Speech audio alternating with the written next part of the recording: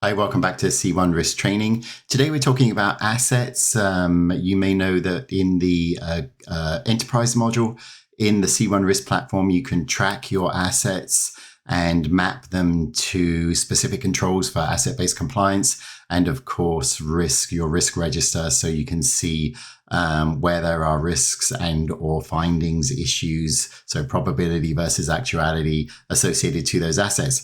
Another thing that you can do then is you can actually relate assets in our system, so you can see where assets impact one another. One example of this could be if you have a vendor working on a specific project in your organization, you can see where that vendor may add risk to one of the lines of business or assets within your business. So you can connect that vendor and their risks to the assets that they will be connecting to as part of that program. So let's show you how you do it in the system. It's a very simple process.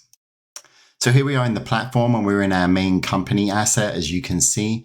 And you see we have the value of this specific asset that we're tracking, our risk score assurance. We've done an impact assessment here. We're tracking a couple of findings, so on and so forth. But we also want to see which assets relate to this. So what we've got here in our details section is a way to quickly connect upstream and downstream assets. So the asset that you're in is always going to be the upstream. So we connect downstream. So once you understand that relationship, then you can go to your primary asset and connect the downstream assets to it. Simple process, as I said. So we just go into the edit mode here, and then we can just look up the assets from our enterprise asset directory, and we can add whatever we need to and just click apply. Okay, so we've got a number that are already represented here.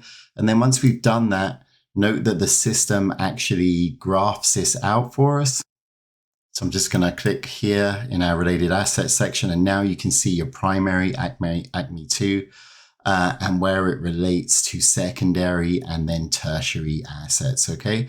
And again, once you've connected these, then if you want to at any time, you can just click into those assets, and then you'll see their risk and so on and so forth. You can start to look at how all of this rolls up together. Okay, and then we can put this onto a dashboard where all of that risk rolls up, so you can see those relationships in a single pane of glass. Okay, so that concludes our training for today.